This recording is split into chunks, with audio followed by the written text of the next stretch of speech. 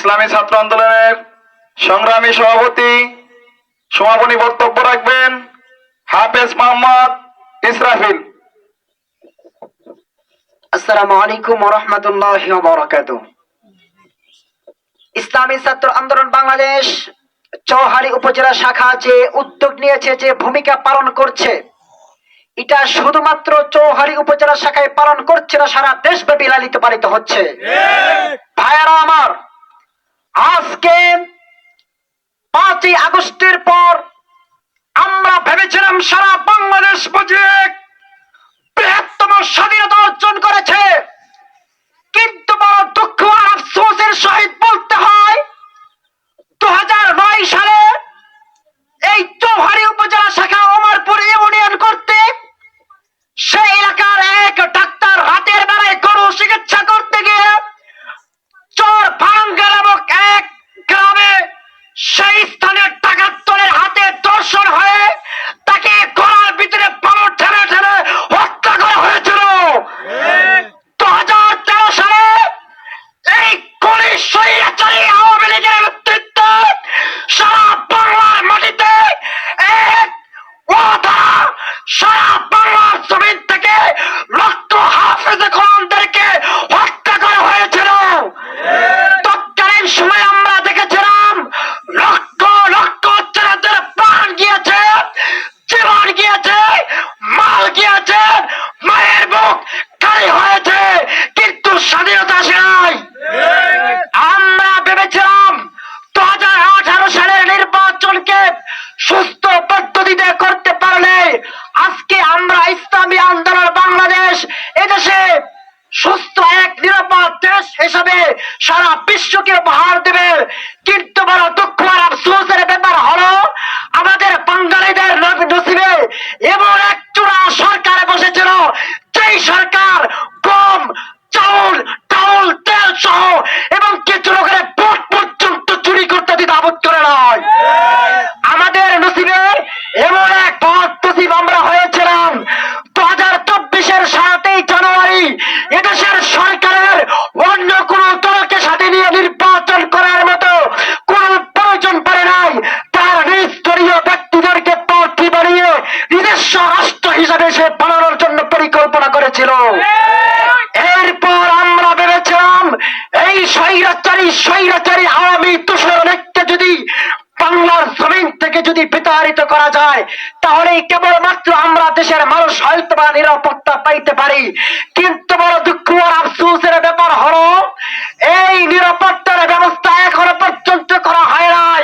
তার অন্যতম একটি দুর্বলতা হলো এদেশের আইন শৃঙ্খলা রক্ষাকারী বাহিনী বেশি একটা ভূমিকা পালন করছে না।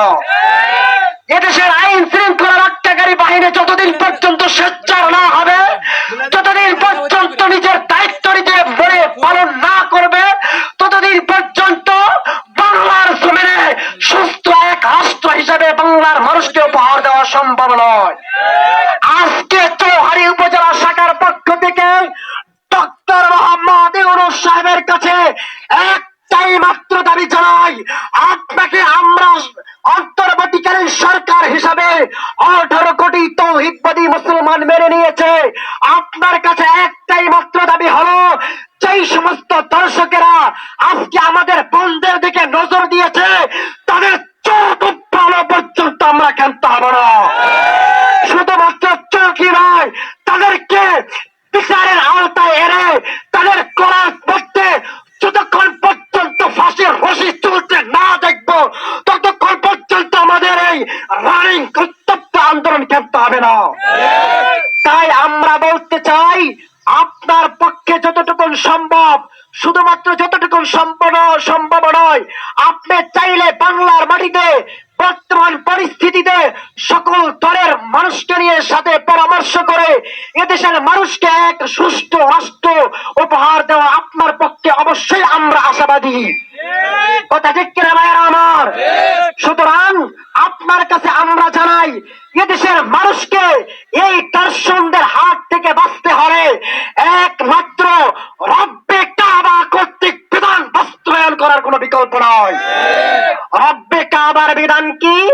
আমার পূর্বের বক্তা কাস্টাউনিয়া ইউনিয়নের সংগ্রামী সাধারণ সম্পাদক ভাইজান আয়াত পড়েছিলেন, ওয়াকরনা ফি বুয়ুতিকুন্না ওয়ালা তাবাররাজনা তাবাররুজাল জাহিলিয়াতিল উলা।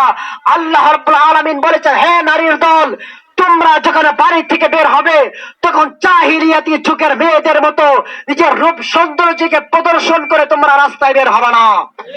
আজকে যদি বাংলাদেশে আল্লাহ পাক কর্তৃক এই নিয়ম যদি বাংলার মাটিতে রাষ্ট্রীয়ভাবে প্রতিষ্ঠিত থাকতো, আল্লাহর কসম করে আমরা বলতে পারি নাগরিয়ার আসিয়া দর্শন হতো না, নাগরিয়ার আসিয়া দর্শন হতো না। আজকে ডক্টর মোহাম্মদ ইউনূস সাহেবের কাছে আরেকটা আবেদন আমরা জানাবো, এদেশের মানুষ যতদিন পর্যন্ত একজন নারী বাংলাদেশের রাষ্ট্রীয় ক্ষমতায় থাকবে ততদিন পর্যন্ত বাংলাদেশের নারীদেরকে নিরাপদে বসবাস করা সম্ভব নয়। যারা বাংলাদেশের নারীর নেতৃত্ব দিচ্ছে এই সমস্ত নারী রাজনীতি বাংলাদেশে অবাঞ্ছিত ঘোষণা করতে হবে। কোন নারীর জন্য রাজনীতি করা ইসলাম অনুমতি দেয় না। আমরা চাই আপনার জবান থেকে এইটাই ঘোষণা হোক, আল্লাহ যেটা বলেছেন সেটাই বাংলাদেশের মাটিতে বাস্তবায়ন হবে। আমরা বলতে চাই আমাদের ইসলামী আন্দোলন বাংলাদেশের মুহতারাম আমির মুফতি সৈয়দ মোহাম্মদ রেজাউল করিম পীর সাহেব হুজুর চরমনায় দফায় দফায় যেই কর্মসূচি দিয়ে যাচ্ছেন, যেই পদ্ধতিতে নেতৃত্ব দিয়ে যাচ্ছেন, হযরতের নেতৃত্ব শুধুমাত্র আল্লাহ পাকের বিধান বাস্তবায়ন করা এটাই নয়। এই বিধান যদি বাস্তবায়ন হয় 18 কোটি মানুষ নিরাপদে বসবাস করতে পারবে, বাংলাদেশের মানুষ চুরি থেকে বাঁচতে পারবে, লুটপাট থেকে বাঁচতে পারবে, ছিনতাইকারীর হাত থেকে বাঁচতে পারবে, রাহজানি থেকে বাঁচতে পারবে, অন্যের বোনের দিকে দর্শকদের লালপ দৃষ্টি পড়া থেকে বেঁচে থাকতে পারবে। এদেশের নারীরা নিরাপদে থাকতে পারবে, ছাত্র সমাজ নিরাপদে থাকবে, শ্রমিক সমাজ নিরাপদে থাকবে, মুরব্বীরাও যথাযথ তাদের সম্মান পাবে। ঠিক কিনা বলেন? এক কথাই বলতে চাই, এদেশের মানুষকে দর্শকদের হাত থেকে নারীদেরকে রক্ষা করতে হলে ইসলামী আন্দোলন বাংলাদেশের পক্ষ থেকে সরকার গঠন করার বিকল্প কোনো পদ্ধতি নয়।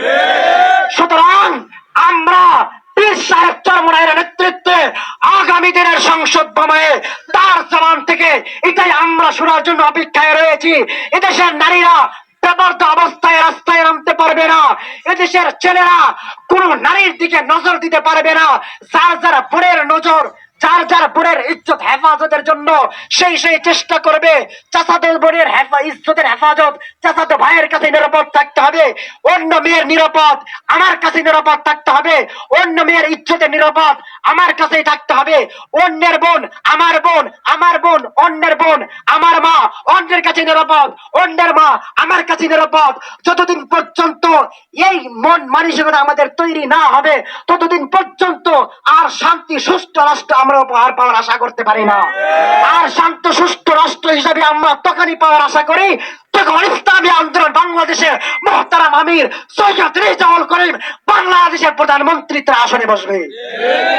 তাই আমরা বলতে চাই, এদেশের মানুষকে সুষ্ঠু নিরাপদ পরিস্থিতিতে বসবাস করাতে চাইলে হাত পাখায় ভোট দেওয়ার কোন বিকল্প আগামী নির্বাচনে হাত পাখায় আমরা ভোট দিয়ে পীর সাহেব চরমনাইকে প্রধানমন্ত্রী হিসেবে আমরা নির্বাচিত করবো ইনশাআল্লাহ। চেয়ারম্যান পদপ্রার্থী হিসেবে যিনি দাঁড়াবেন হাত পাখা যেখানে দেখবো বুঝতে হবে তিনি একজন ভালো মানুষ, তিনি একজন সৎ মানুষ।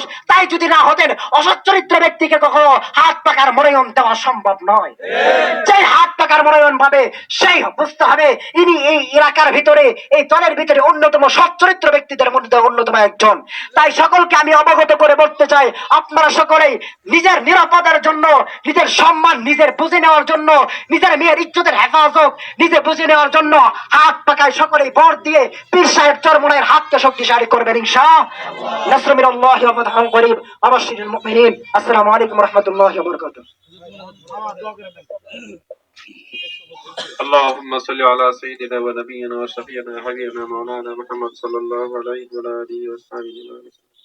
الحمد لله رب العالمين، الصلاة والسلام على أشرف الأنبياء والمرسلين وعلى آله وأصحابه أجمعين.